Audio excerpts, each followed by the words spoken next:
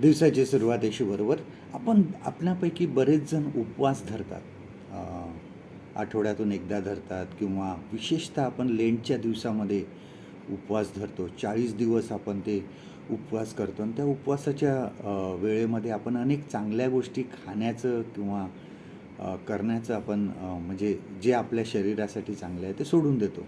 म्हणजे कोणीतरी एकच दिवसातून एक वेळच जेवतात. कोणी काही व्यसनं असतील तर ते सोडून देतात. काहीजण 40 दिवस जर चांगलं जेवण असेल, मटण आहे किंवा इतर गोष्टी आहेत, तर त्या सोडून देतात. चांगलं खाण्याचं सोडून देतात. अशा प्रकारे प्रत्येकजण कुठल्या ना कुठल्या तऱ्हेने तसा उपवास ते करतात. इंग्लंडमधील एक चर्च आहे आणि त्या चर्चने असं केलं की त्यांनी असा उपवास करायचं ठरवलं प्रत्येक मेंबरने, प्रत्येक चर्चच्या सभासदांनी, की त्यांनी त्यांचा जो पगार होता तो कमीत कमी वापरायचा असं त्यांनी ठरवलं.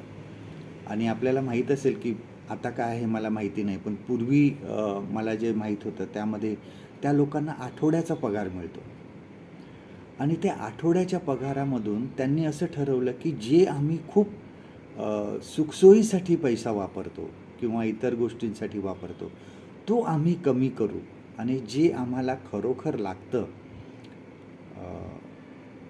उदरनिर्वाहासाठी तेच आम्ही तेवढाच पैसा खर्च करून उरलेला आम्ही पैसा वाचवू.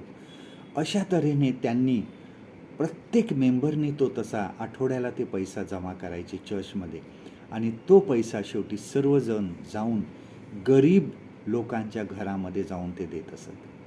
गरीब लोकांना कोणी रेशन भरून द्यायचं, कोणी त्यांची शाळेची फी भरायची किंवा अशा तऱ्हेने ते पैसा आपला खर्च करत होते.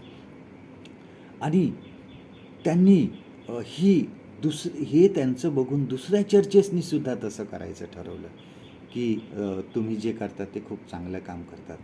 आणि बघा यशाया संदेष्टा चं पुस्तक ह्याचा 58वा अध्याय ह्यामध्ये आयझाया चॅप्टर 58 ह्यामध्ये परमेश्वर खरा उपास का आहे हे सांगत आहे.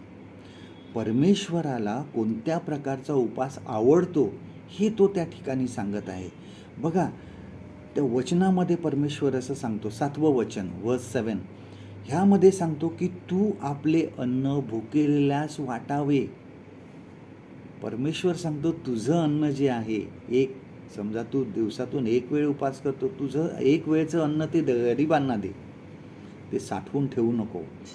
आणि हाच खरा उपास आहे आणि त्याचं परमेश्वर त्यांना त्या ठिकाणी सांगत आहे. इस्रायल लोक परमेश्वराला हे का सांगावं असं वाटलं, कारण इस्रायल लोक हे एक विधी म्हणून ते पाळत होते. एक चला बाबा परमेश्वराने नियम लावून दिलेत, विधी लावून दिलेत की उपास करायचा म्हणून ते उपास करायचे.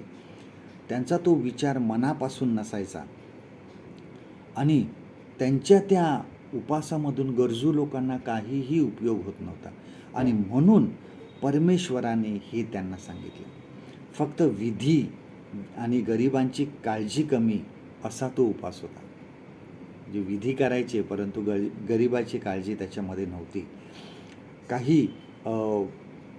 म्हणून परमेश्वराने हे वचन यशाया संदेष्टाच्या द्वारे त्यांना सांगितलं, आपल्या पैशाचा नीट उपयोग करा.